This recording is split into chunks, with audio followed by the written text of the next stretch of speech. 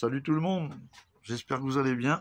Bon bah voilà, aujourd'hui on va se retrouver pour discuter un peu de ce que tu as en face de toi là. La petite 80 CR que j'ai un petit peu présenté mais sans plus, avec un moteur M6 que j'avais mis dessus. Donc voilà, le moteur, hein, comme tu vois, il est déposé de son châssis. Hein.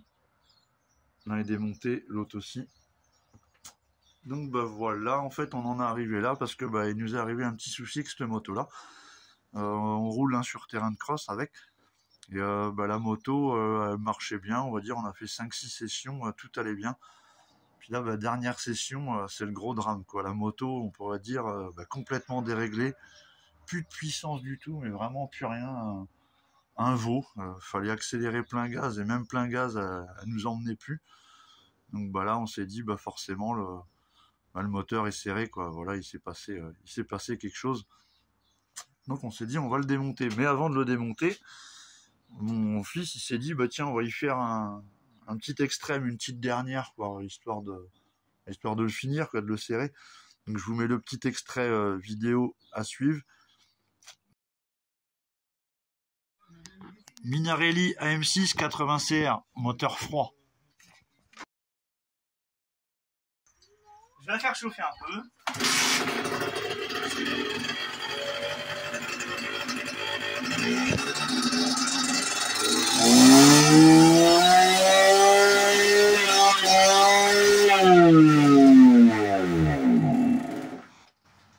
Relâcher les gaz.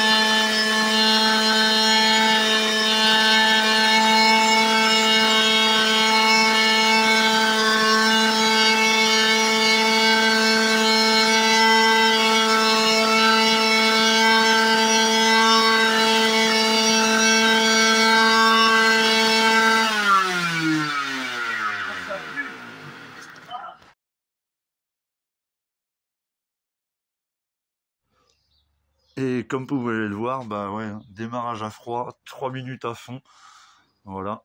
Et le moteur, il a pas cassé, rien du tout, il s'est vraiment rien passé. Voilà, c'est quand même du costaud. Bon, après, ça reste un petit cylindre fonte de M6, hein. C'est un petit 70 eBay, moi, que j'avais acheté. Donc du coup, je vais te démonter ça. Donc je te le fais, hein, mais on l'a déjà démonté, nous.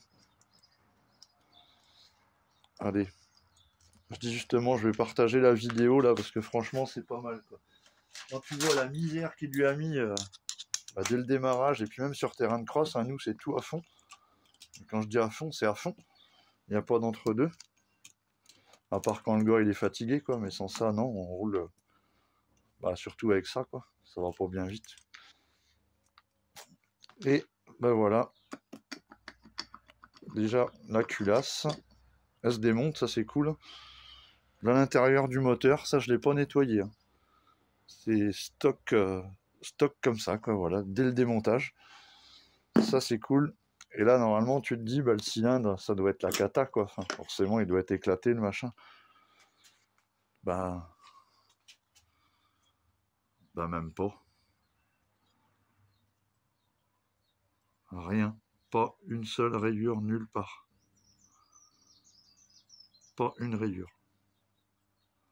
C'est un truc de fou, quoi. Oh, il y a des petites rayures usuelles, hein, mais c'est rien. Vraiment, le piston, lui, il est même pas marqué. Et finalement, ce qui s'est passé, c'est juste le segment qui est usé. Rien de plus, en fait. Voilà. Quand je mets le segment dedans, je vais essayer de te faire le jeu à la coupe, à l'arrache, hein, vite fait, comme ça. Je sais pas si tu vois l'écart au niveau du segment, quoi.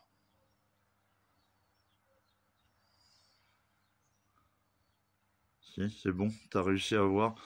Et il y en a qu'un comme ça, un segment. Donc là, ouais, je suis à 3 mm. 2-3 mm de jeu à la coupe, quoi. Donc on aurait pu le refaire, ce moteur. Mais comme vous savez, les AM6 avec leurs problèmes de boîte de vitesse, quoi, malheureusement.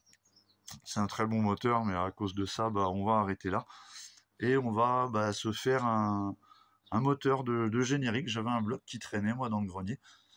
Et du coup, là, on était en 68 cm3, donc diamètre 47 en course 39, ça fait 68. Et là, on va le passer en... Justement, c'est le sujet de la vidéo aussi, à suivre. Là, on va le passer en course 42 avec un piston en diamètre 50. Donc j'ai pris le Herzal, je te présente tout ça après, de façon à suivre. Mais déjà, moi, ce que je voudrais faire, c'est monter le Herzal en course 39, prendre les diags pour voir à peu près où il se situe d'origine. Et moi, ce qui m'arrangerait, ce serait de ne pas mettre la cale à l'embase du cylindre et de réusiner la culasse pour éviter justement d'avoir des diags un peu trop perchés, quoi. Donc on va voir ce que ça peut donner. Puis moi je veux les diags le plus bas possible. En cross, c'est ce qui nous intéresse, c'est d'avoir un moteur coupleux, quoi. Voilà. Allez, du coup, je monte le Herzal là-dessus comme ça, hein, mais je le monte à l'arrache, hein, c'est juste pour prendre les diags. Et puis je te redis d'où ça en est, tout ça au niveau des valeurs. Tiens, tu vois, je viens de descendre le piston là. Bon, là, tu vois, il y a des marques, mais non, il n'y a même pas de marque, quoi. C'est juste sale. Il n'y a rien du tout. Il est même pas rayé, quoi. C'est génial, non? 3 minutes de rupteur, le truc intact. Il y a des toutes petites rayures usuelles, mais vraiment, vraiment rien, quoi. Tu vois, même côté admission, c'est propre, quoi. Il n'y a rien, il est intact. Donc ouais, je recommande, hein, ça, c'est un cylindre 70 Citomerx que je trouvais sur eBay. Citomerx, je t'appelle Citomerk. Voilà, Citomerk. Et franchement, ça a tenu le coup, hein. Allez, on prend les diags, on pose le Herzal. Et ouais, du coup, pour la référence du Herzal, tu vois, c'est celui-là. Voilà. Avec la culasse qui rentre en fait dans le cylindre. Bon, après, tu vois, là, c'est pas le but de la vidéo, mais franchement, là, les transferts, ils sont pas mal, hein. Je vais même pas me faire chier, il n'y a rien à retoucher. C'est propre tout ça, hein. Franchement, c'est cool. Il n'y a même pas les raies bavurées, enfin si, peut-être les raies bavurées, mais j'ai même pas besoin de les retoucher. Un petit défaut là, au pire. Mais bon, c'est pas évident de le voir. C'est pas méchant, hein. Un petit ébavurage et puis ça va repartir, hein. De toute façon, moi, ce qui compte, c'est pas non plus qu'ils prennent des tours à fond, c'est que... c'est qu'il soit coupleux, le moteur. Voilà, c'est pour ça. On m'avait dit, moi, ce cylindre-là, il est ultra coupleux. Le 80 Herzal. Donc... c'est pour ça que je l'ai pris, hein. Allez, je monte le cylindre et puis on regarde les diags. Bon, avant même de parler des diags, déjà, je sais pas si tu arrives à voir, le piston, il descend même plus bas que la fin des lumières. Ouais, bizarre. Pourtant, j'ai mis un joint d'en base. J'en ai pas deux, j'en ai pas trois. Enfin, bizarre. Et après, ouais, ce qui m'arrange, tu vois, c'est qu'en haut, il n'est pas totalement au point mort. Donc, j'espère qu'avec la course 42, ça va me le mettre pile au point mort, quoi. Ce serait cool, quoi. Comme ça, moi, comme je te dis, je peux réusiner la culasse et puis normalement, bingo, hein, ça va être tip top, ça. Ouais. La métrologie a pas l'air trop mal. De toute façon, je ferai contrôler tout ça par un ami à moi qui a du très bon matériel. Allez, je mets mes brides pour bloquer le cylindre et je prends les diags. Voilà, j'ai mesuré les diagrammes. Bah, à mon grand étonnement, ouais, c'est déjà bien haut hein, d'origine. 191 degrés à l'échappement. Latéraux port A et B 136. Ça, c'est énorme, ça me plaît pas trop. Et le transfert arrière 129. C'est complètement bizarre, quoi. Je trouve que c'est pas mal. Donc ben voilà, maintenant prochaine étape pour moi, je monte le vilebrequin course 42 mais à blanc dans le moteur de générique qui est juste là-bas. Je sais pas si tu le vois. Voilà. Je monte mon vilebrequin comme ça vite fait histoire de voir. Et je mesure mes diags pour savoir où on va, mais ça a l'air d'être bien perché. Bien perché en diagramme. J'espère qu'on va pouvoir avoir un peu moins que ça en course 42, mais je suis pas sûr. Je pense que ça va les augmenter. Donc on va réfléchir après à ce qu'on peut faire aussi sur ce cylindre pour pouvoir les abaisser. Allez, maintenant on va prendre le squish comme tu veux. Et tu vois ce que je te disais, c'est que la culasse elle est rentrante dans le cylindre. Donc ça c'est cool, tu vois, c'est déjà un avantage. Donc là je vais prendre mon squish et puis je te redonne la valeur. Et puis moi je me note tout ça pour travailler après. Et du coup, le squish en course 39, on est à 1,36 mm. Donc voilà, on a un petit peu de valeur de travail, mais il n'y a pas grand chose. Hein. Donc pour l'instant, je ne vais pas trop m'affoler avec ça. Je vais monter le vilebrequin, comme je disais, dans le bloc de la générique. Et on voit ce que ça donne après. Allez, go, c'est parti. Bah, t'es encore là, toi? Ça veut dire que t'as attendu 1 mois et 2 semaines, voire plus, pour voir le bloc de la générique se remonter? Non, c'est pas possible. Eh bah si, en vrai. Hein. C'est comme ça que ça s'est passé dans la réalité. Donc, ouais, pour tout vous expliquer, il y a un ami à moi qui m'a fait faux bon pour la modification de la culasse. Voilà, c'est comme ça, ça arrive. Alors, du coup, on se retrouve pour les diags. Les diagrammes, je pense, tu devais les attendre pour ce bloc de générique que j'ai complètement reconditionné. Donc, j'ai changé les roulements, les joints spi, tout neuf partout. Hein. Les douilles à aiguilles à l'intérieur, tout ça, tout est neuf, tout est fait. Bon, après, tu vas trouver plein de tutos sur internet pour une remise en état bas moteur. C'est pas le sujet aujourd'hui de vous montrer comment on refait un bloc. Si jamais c'était le cas, vous me demandez en message privé et puis je vous ferai des vidéos. Voilà, comment je procède, comment j'extrais les roulements, tout ça, il n'y a pas de souci. N'hésitez pas à demander. Et du coup, en fait, j'ai bien monté mon vilebrequin en course 42 pour le Herzal. Ça y est, c'est fait. Et maintenant, on va comparer les diagrammes par rapport aux courses 39. Alors, en course 39, pour l'échappement, on avait 191. Et ce qui est bizarre, c'est que pour le course 42, on est passé à 189 finalement, sans rajouter une cale de 1,5 au niveau de l'embase du cylindre. Pour les latéraux, par contre, ça n'a pas bougé du tout. Ça, je ne saurais pas vous l'expliquer. Enfin, c'est le point de hochement, on va dire, du vilebrequin. L'évolution ne s'est pas faite pareil. Donc au niveau des latéraux, on est toujours à 136. Et après, si on parle de squish, parce que le volume de chambre, je ne l'avais pas pris d'origine, hein, c'est peut-être une erreur, mais c'est pas grave. Je sais exactement ce qu'il faut mettre. On était à 1,36 mm. Et une fois la culasse rectifiée, d'ailleurs, tiens, petite parenthèse, grâce à Monsieur Bidouille qui m'a fait la culasse, merci à toi encore, tu vas te reconnaître juste avec ça. Donc merci à toi. Et même parce que je vais dire par la suite, je ne t'incrimine pas, au contraire, je suis content de ce qu'on a fait ensemble. Voilà. Donc du coup, Monsieur Bidouille, il me relivre la culasse, enfin on envoie tout ça, on mondial relais, il se passe au moins plus d'une semaine, c'est pas grave, tout va bien. Du coup, la culasse elle arrive, je contrôle le squish, je suis à 0,9.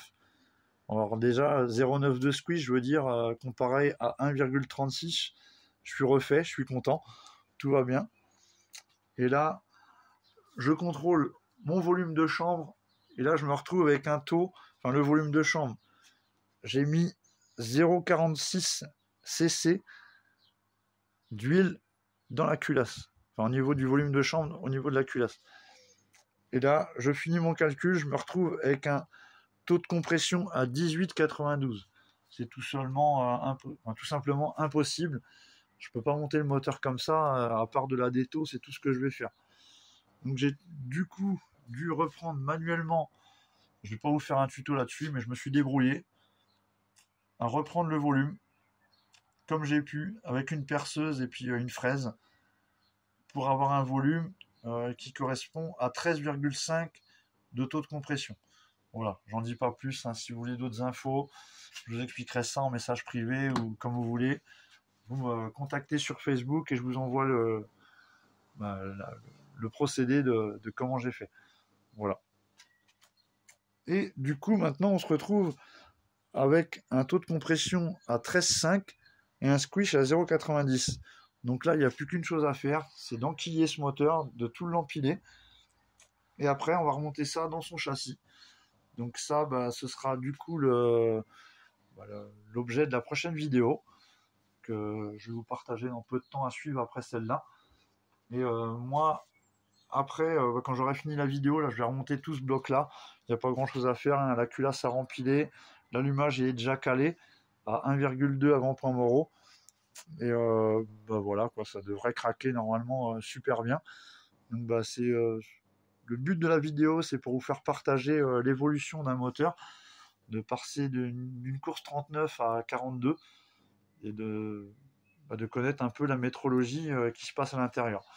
Donc voilà. Moi, sur ce, j'ai pas grand chose de plus à vous rajouter.